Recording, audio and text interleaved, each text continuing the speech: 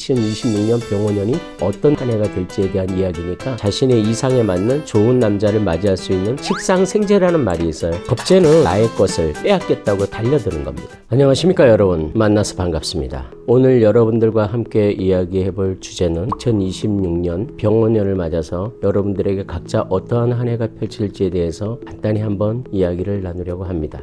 매년 12월 21일이나 22일 정도에 우리는 동지라는 24절기 중에서 22번째 절기를 맞게 됩니다. 대부분 이제 동지 팥죽 먹는 날이라고도 하죠. 여러분들도 팥죽 맛있게 드셨습니까? 내년이면 병원년이 됩니다.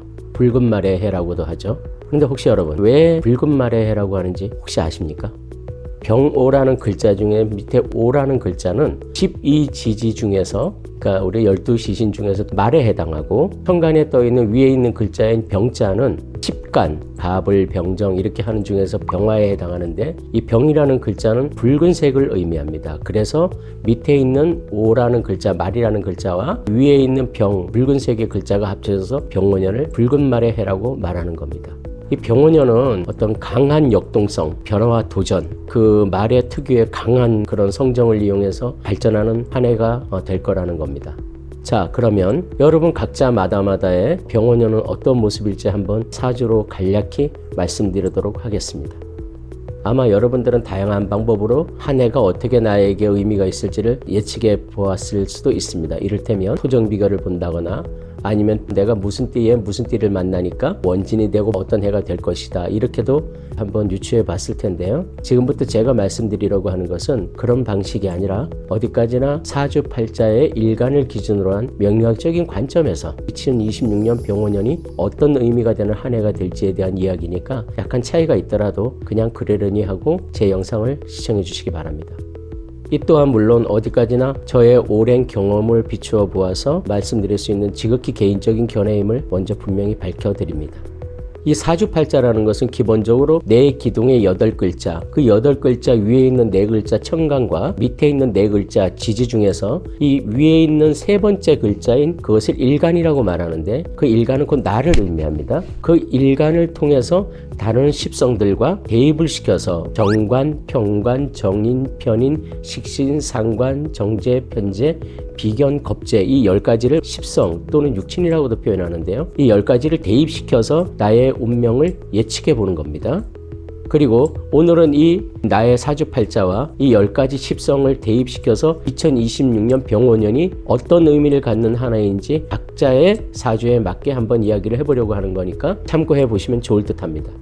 병오년이란 한 해만 가지고 모두 운명을 예측할 수 있는 것은 아닙니다. 사주 원국의 구성도 중요하고 한 해의 세운을 가지고 예측해 보는 것이니만큼 이것이 절대적으로 옳다라고 듣지 마시고요. 그럴 수도 있겠구나 하는 정도로만 이해하시면 될 것 같습니다. 우선 첫 번째로 2026년 병오년이 정관과 평관의 관살로 들어오는 분들에 대한 이야기입니다. 관살이라는 것은 정관을 관이라 그러고 평관을 살이라고 불러서 두 가지를 합쳐서 관살이라고 표현을 하는 거죠. 관살이라는 것은 기본적으로는 나에게는 보호자의 역할을 함과 동시에 내가 지켜야 할 규칙이나 원칙이나 이런 것을 의미하기도 합니다. 예를 들자면 국가나 아니면 법률이나 제도, 사회의 규범, 윤리적인 도덕이나 하다못해 신호등까지도 관에 해당합니다. 우리 사회를 구성하고 있는 구성원들을 보호하고 막아주고 그런 역할을 하는 게 이 관살이란 거죠. 동시에 우리에게 이러이러한 규칙은 지켜라 하고 내려주는 것이 또 관살이기도 합니다.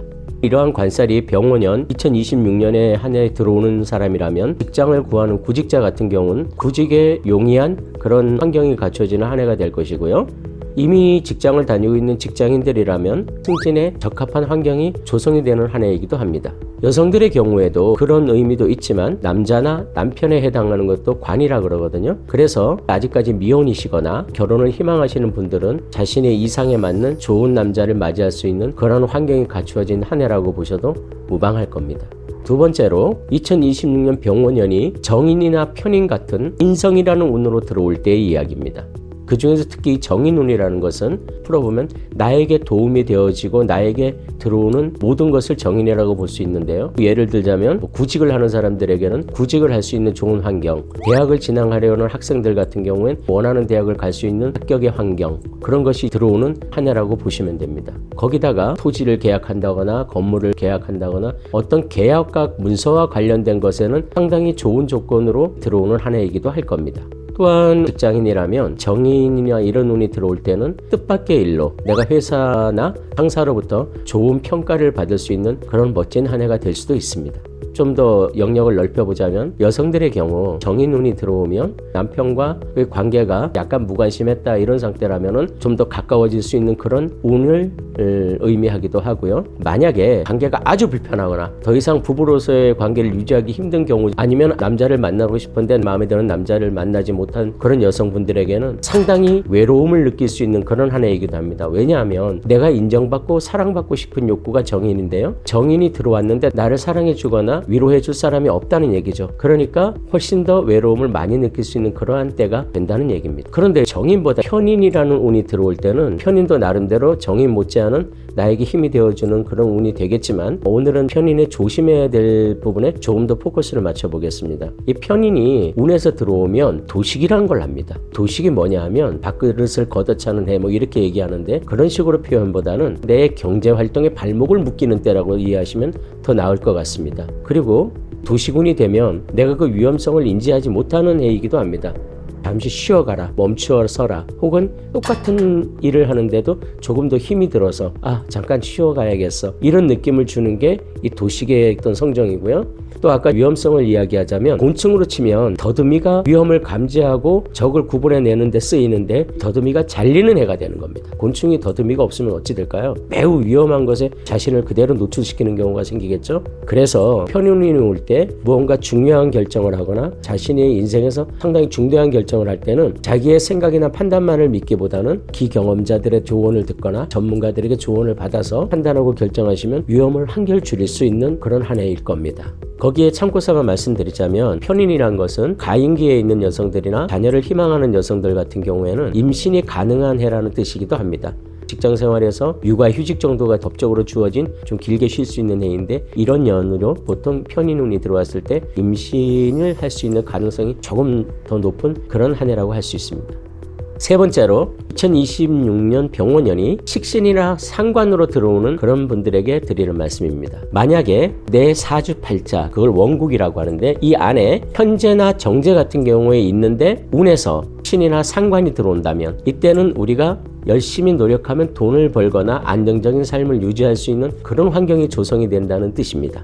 사주 내에 있는 정제나 편제가 돈만을 의미하는 것이 아니라 내 삶의 무대거나 내 삶의 공간, 이런 것들이 다 재성, 즉 정제와 편제인데요. 이것을 더 얻을 수 있는 운대가 식신과 상관운이 들어온 거죠. 식상생재라는 말이 있어요. 이 식신과 상관은 열심히 일을 해서 재성이나 재물을 취득할 수 있는, 획득할 수 있는 그런 환경이 조성이 됐다는 뜻입니다. 그러니까 식신과 상관운이 들어오시는 분들은 열심히 일하시라는 얘기입니다. 또 만일 내 사주 내에 식신과 상관이 이미 있는데 운에서 편제나 정제가 들어올 때도 나에게 돈을 벌 수 있는 기회, 내 삶을 안정화시킬 수 있는 기회가 조성이 되는 그런 운이라고 할 수 있습니다. 다시 원래 주제로 돌아가서, 여성의 사주에 식신과 상관의 운은 자식에 해당하거든요. 그러니까 자식을 가질 수 있는 운이 되기도 한다라고 생각해도 괜찮습니다. 이 식신과 상관은 정인과 편인처럼 한 형제 같지만 성격이 또 판이하게 다릅니다. 사실 식신이라는 것은 길신 중의 길신이라서 보통 흉작용은 별로 하지를 않습니다. 하지만 이 상관이라는 것은 약간 뾰족한 면을 가지고 있습니다. 글자 그대로 관을 상하게 한다는 뜻이죠. 관이라는 것은 말씀드렸듯이 국가나 제도나 규범이나 이런 것들이 보통 우리한테는 관인데, 관을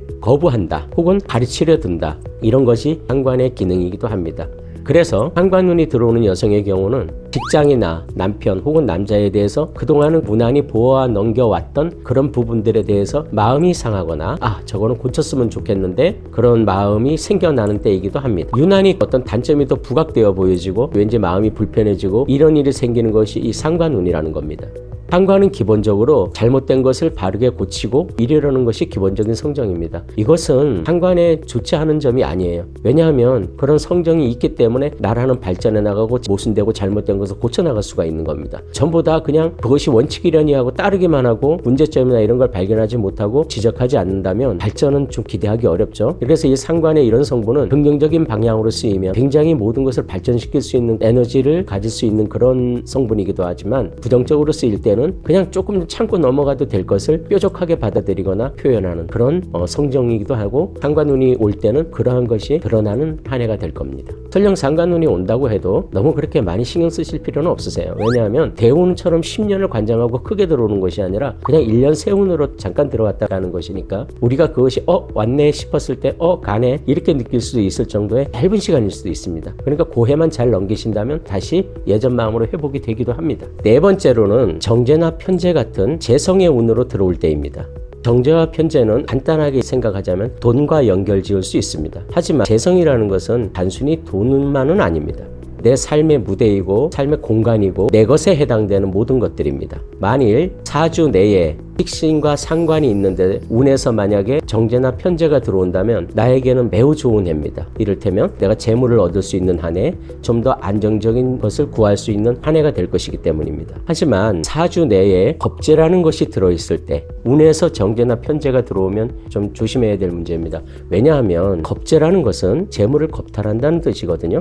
운에서 편제나 정제 재물운이 오면은 겁재는 그 재물을 들고 나가는 수가 있습니다. 상대방이 내 것을 뺏어가는 개념이 아니라 내가 내어주는 형태를 띠게 됩니다. 누가 나에게 와서 나 이거 필요한데 그러면 내가 빌려줄게, 내가 해줄게, 이런 식으로 재산이나 내 것을 내어주는 그러한 형태를 띠게 됩니다. 그러니까 나에게 거짓된 정보나 이런 것을 흘려주면 적극적으로 속아서 내가 내어주는 것이 바로 겁재가 사주 내에 있을 때 운에서 편제나 정제가 들어올 때 주어지는 환경입니다. 결론적으로 말씀드리면 내가 욕심이 생겨서 과욕으로 물건을 잃어버리거나 돈을 잃어버리거나 안정된 생활을 깨뜨려버리는 거죠. 조금 더 연봉이 높다는 이유로 회사를 옮겼다가 오히려 손실을 본다거나 인정받지 못하고 그만둬야 하는 일이 생긴다거나 욕심을 부리다가 그런 일이 되는 것이 바로 사주 내에 겁재가 있을 때 운에서 편제나 정제가 올 때의 이야기입니다. 보통 운에서 정제가 올 때는 대부분 안정을 취할 수 있는 조건이 만들어지고 운에서 편제가 들어올 때는 정제와는 좀 다른 규모의 돈이 움직일 수 있는 그런 조건이 만들어지는 해이기도 합니다. 마지막 다섯 번째로는요, 병원연이 비견과 겁재로 들어오는 분들에 대한 이야기입니다. 비견이라는 것은 겁재와는 달리 나에게 부정적인 영향을 미치지는 않습니다. 기본적으로 나에게 힘이 되어주는 것이 비견이죠. 하지만 겁재는 좀 다릅니다. 겁재는 나의 재물이나 나의 것을, 나의 안정을 빼앗겠다고 달려드는 겁니다. 이럴 때는 누군가가 와서 속삭이죠. 야, 여기에다 뭘 하면 좋을 거야. 내가 이러이러한 것을 알고 있는데 네가 좀 투자를 하거나 이러면 굉장히 큰 돈을 벌 수 있을 거야. 이런 식으로 적극적으로 나에게 욕심을 불러일으켜서 머뭇머뭇하면서 내어주게 되는 약간 좀 강압적인 혹은 교묘한 어떤 화술로 나의 것을 뺏어갈 수 있는 그런 운이기도 합니다. 그런데 만약에 겁재 옆이나 이쪽에 정관이라는 것이 같이 있다면 얘기가 좀 달라지죠. 겁재가 도둑이라면 정관은 경찰 같은 그런 역할을 해주는 거거든요. 겁재는 또 다른 의미에서는 경쟁이기도 합니다. 즉 나에게 경쟁자가 생기는 겁니다. 예를 들어서 내가 편의점을 하고 있다면 내 주변에 또 다른 편의점들이 생기는 거죠. 혹은 승진을 앞두고 있다 한다면 경쟁자가 생기는 것 같은 것 또한 겁재운이 들어왔을 때의 이야기입니다. 하지만 사주 내에 정관이 없는 상태에서 겁재운을 맞이하면 그때는 지금보다 더 열심히 해야 할 겁니다. 음식점이나 자영업을 하시는 분들은 좀 더 마케팅에 시간과 돈을 더 들여서라도 경쟁상들을 이기려고 하는 노력이 필요할 거고요. 승진을 목적에 둔 분들이라면 조금 더 회사와 유대관계를 잘 맺으려는 노력이 또 필요할 겁니다. 겁재는 이별을 암시하는 운이기도 합니다. 이를테면 천간에 있는 겁재는 직장을 이직을 한다거나 그만둔다거나 떠난다거나 이런 것이 천간에 들어있는 겁재의 이별운의 성격이라면 밑에 있는 것은 오래된 인연과의 이별, 내가 오래 살던 그런 집을 떠나서 이사를 한다거나 나와 오랜 관계를 맺고 있던 사람과 어떠한 이유로든 결별을 한다거나 자녀들을 결혼시킨다거나 유학을 보낸다거나 군대 보낸다거나 이런 것조차도 겁재가 들어왔을 때 이별운에 해당된다는 이야기입니다. 지금 말씀드린 것처럼 2026년 병원년 붉은 말의 해는 여러분들에게 다양한 형태로 들어오게 될 겁니다. 여러분들의 운명이 각자 다 다양하기 때문이죠. 하지만 좀 알고 내가 그 운을 맞이한다면 좋은 운일 때는 더 좋게 내가 가져올 수 있고 좋지 못한 운일 때는 피하거나 극복하려는 노력을 통해서 좋은 운으로 좋은 한 해로 만드실 수 있을 겁니다. 결국 운이라는 거는 바뀌기도 하고 바꿀 수도 있기 때문입니다. 모쪼록 2026년 병원년 한 해가 저와 여러분들에게 참 멋진 발전할 수 있는 그런 한 해가 되기를 진심으로 소망합니다. 영상 끝까지 봐주셔서 고맙습니다.